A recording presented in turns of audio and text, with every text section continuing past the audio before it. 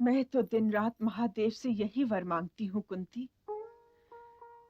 कि मेरे पांडव सुरक्षित लौट आएं और इंद्रप्रस्थ का राज मुकुट लेकर इंद्रप्रस्थ चले जाएं, तो मैं चैन की सांस लूं। मैं तो उस दिन का आभार मानती हूँ जिस दिन मैंने अपनी आंखों पर पट्टी बांध ली थी, क्योंकि मैं तो इतनी लज्जित हूं कि मैं न तो हस्तिनापुर की ओर देख सकती हूँ, न तुम्हारी ओर कुंती। आप तो उस राजनीति की चौसर पर हैं ही नहीं दीदी, तो फिर आप क्यों लज्जित हों? लज्जित क्यों न हूं? यदि तुम मुझे निर्दोष मानती तो क्या इन 12 वर्षों में एक बार भी अपनी दीदी को प्रणाम करने ना आती? प्रणाम का परिणाम तो आशीर्वाद होता है ना दीदी। तो फिर आप मुझे क्या आशीर्वाद देती? आपका हर आशीर्वाद प्रिय दुर्योधन के निहित स्वार्थ के विरुद्ध जाता दीदी।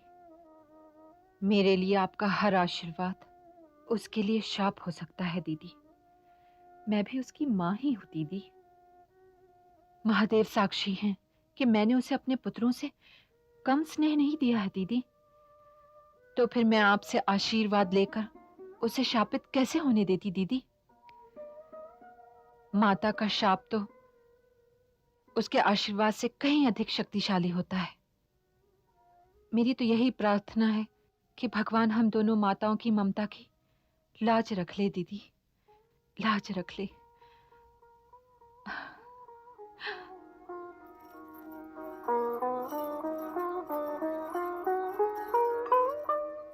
तुम हमारे पास आकर क्यों नहीं बैठती?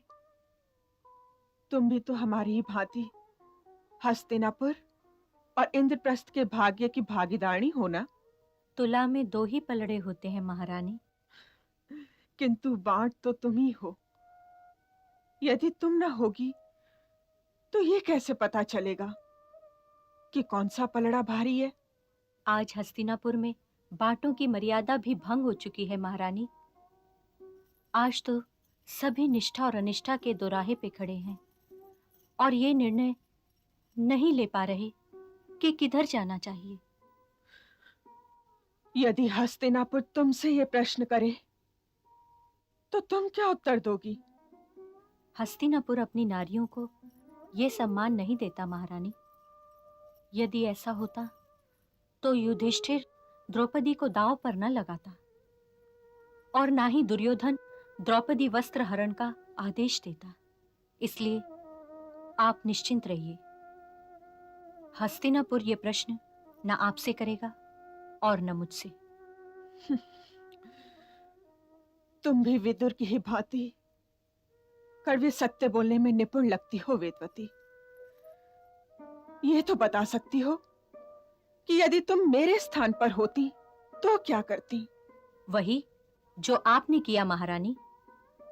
मैं भी दुर्योधन से कहती कि वो आगे बढ़कर मेरा वस्त्र हरण करे।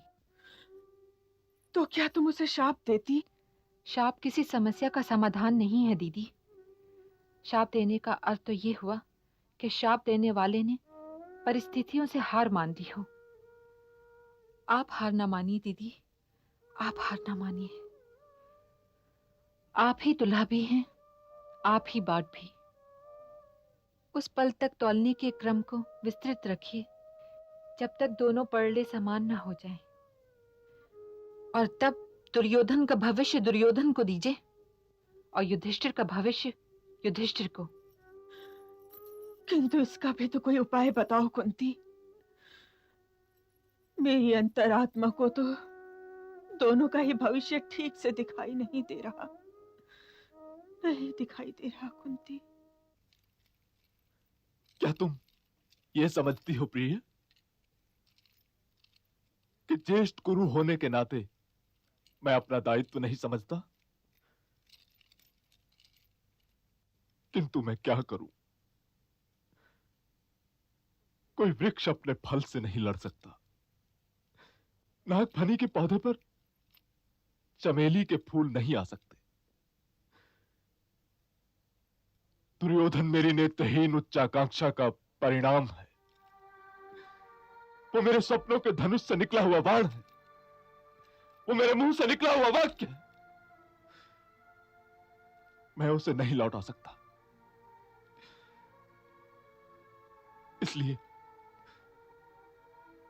इसलिए यही प्रार्थना करो प्रिय कि पांडव अपने अज्ञातवास में सफल ना हो। ये आप क्या कह रहे हैं आर्यपुत्र? अपनी विवशता मान लेने से दायित्व का बोझ कुछ कम हो जाता है प्रिय गांधारी, और जीना कुछ सहज हो जाता है।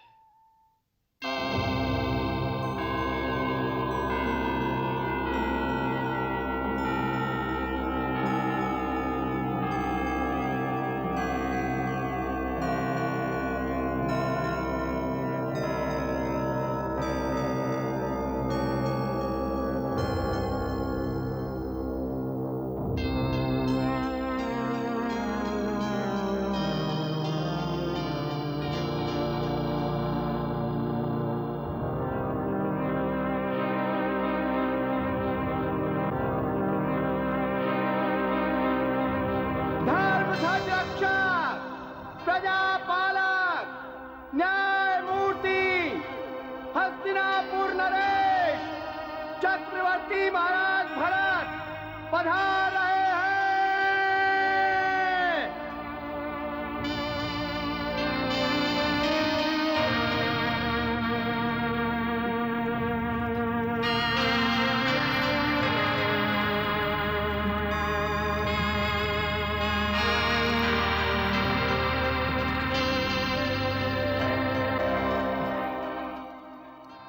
शकुंतला पुत्र भरत, हस्तिनापुर नरेश महाराज धृतराष्ट्र से न्याय मांगने आया है।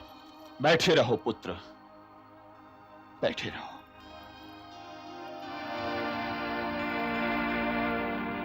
तुम वर्तमान हो, और वर्तमान को केवल भविष्य के लिए उठना चाहिए। यदि तुम उसके लिए नहीं उठोगे तो वो तुम्हें स्वयं उठा देगा। मैं तो तुम्हारा अतीत हूं, जो वर्तमान के भविष्य के लिए स्थान रिक्त कर चुका है। मैं केवल तुम्हें यह बताने के लिए आया हूं पुत्र कि यह राज्यसभा तुम्हारी उच्चाकांक्षा का आमोद ग्रह नहीं,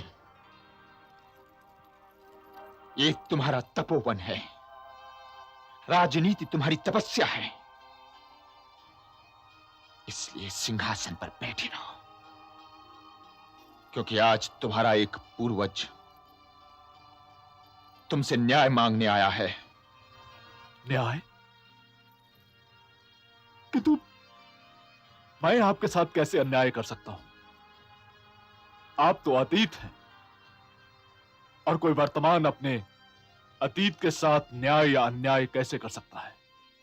तो क्या तुम ये कहना चाहते हो कि वर्तमान होने के नाते तुम अतीत के सामने उत्तरदायी नहीं, और जब भविष्य वर्तमान बनेगा तो तुम अतीत बन चुके हैं? तुम्हारे कहने का तात्पर्य क्या यह है कि वर्तमान, भूत और भविष्य दोनों ही के आगे उत्तरदायी नहीं, और स्वयं आप ही अपना स्वामी हैं? यदि ऐसा है तो इसका अभिप्राय यह है कि तुम काल का अर्थ ही नहीं समझते। वर्तमान अतीत का उत्तराधिकारी होता है नरेश, इसलिए मुझे तुमसे प्रश्न करने का अधिकार है। परंतु तातश्री नहीं वत्स, तुम राजा हो और मैं वादी। मेरा वाद सुनो और मुझे न्याय दो। आज तुम उस सिंहासन पर बैठे हो जिस पर कभी मैं बैठा करता था। महाराज, मुझ पर बहुत बड़ा अत्याचार हुआ है। किसने अत्याचार किया है आप पर? स्वयं महाराज ने। मैंने? तुम कैसे राजा हो कि तुम उन जीवन मूल्यों की सुरक्षा करना तो दूर, उनका अपमान कर रहे हो। घसीटते फिर रहे उन्हें अपनी उच्चाकांक्षाओं की दलदल में। तुमने मेरा और अपनी इस धरोहर का अपमान किया है। तुम कैसे भूल गए धृतराष्ट्र कि स्वयं मैंने अपने पुत्रों को इस राज मुकुट के योग्य न पाकर भरद्वाज पुत्र भूमन्यु को राजा बना दिया, और तुम अपने अयोग्य पुत्र को राजा बनाने के लिए स्वयं अपने ही अनुज पांडु पुत्र युधिष्ठिर के साथ अन्याय कर रहे हो, और ऐसा करते लाज भी आई तुम्हें। डूब मरने को भी जीने चाह तुम्हारा। हस्तिनापुर नरेश, मेरा उपालंब सुनो, और यदि हो सके तो मेरे साथ न्याय करो। महाराज, मेरे एक वंशज ने मुझे और मेरे सिंहासन को अपमानित किया है, अपनी धरोहर का वध किया है। उसने अपने पुत्र मोह में पड़कर देश प्रेम और राजनीति की मर्यादा को भंग किया है। उसने अपने अनुज पांडु पुत्रों के साथ कपट किया है। उसने अपनी ही भरी सभा में अपनी ही कुलवधू के वस्त्रहरण को अपने मौन द्वारा सहमति दी है। हे हस्तिनापुर नरेश, हे न्याय के उत्तराधिकारी, हे धर्म ध्वज रक्षक, मेरे उस उत्तराधिकारी ने मेरे वंश को कलंकित किया है। उसे कड़े से कड़ा दंड देकर मेरे साथ न्याय कीजिए महाराज, न्याय कीजिए। किंतु मैं अपने पुत्र दुर्योधन को अयोग्य नहीं मानता।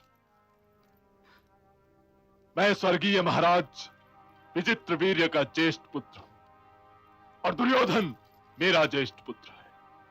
इस नाते यदि वो योग्य है तो मेरे पश्चात इस सिंहासन पर उसका अधिकार सबसे पहला है। और वर्तमान अतीत की परिभाषाएं सुनकर उनके आधार पर कोई निर्णय नहीं ले सकता है। आपके युग में योग्यता की परिभाषा कुछ और रही होगी। मैं ये नहीं कहता कि अपने युग में आपने जो निर्णय लिया था वो ठीक नहीं था। वो तो आप जाने और आपका युग, परंतु ये मेरा युग है, और मैंने जो निर्णय लिए हैं वो मेरे और मेरे युग के बीच में है। इसलिए मैं आपसे क्षमा चाहता हूं।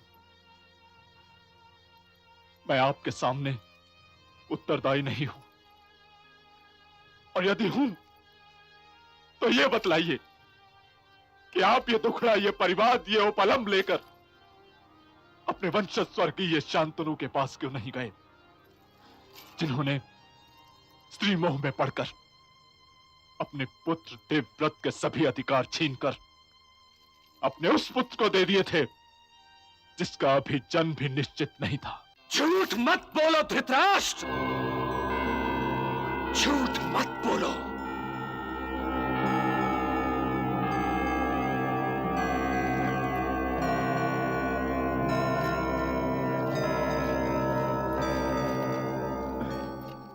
महाराज बनकर पूछो मेरे पुत्र से कि अभी अभी तुमने मुझ पर जो आरोप लगाया है वो कितना निराधार है। मैं सत्यवती के वियोग में भले ही अपने प्राण त्याग देता, परंतु अपने पुत्र और हस्तिनापुर के साथ इतना बड़ा अन्याय कभी ना करता। किंतु तुमने तो जीती मक्खी निकली है धृतराष्ट्र। और इस अपराध के लिए तुम्हें भरतवंश और भारतवर्ष कभी क्षमा नहीं करेगा। तुम अपने पुत्र के साथ मेरे पुत्र की तुलना कर रहे हो। अपनी प्रतिज्ञा की डोरी में बंधी हुई श्वेत आत्मा को, इस महान योद्धा, महान तपस्वी, महान राजनीतिज्ञ को तुम अपने निहित स्वार्थ के क्रीड़ा गृह में गेंद की तरह उछाल रहे हो। तुमने इसकी व्यवस्था को अपनी ढाल बना लिया है धृतराष्ट्र। किंतु तुम उस दिन क्या करोगे जिस दिन की ढाल टूट जाएगी? तुम केवल नेत्रहीन हो पुत्र, बुद्धिहीन।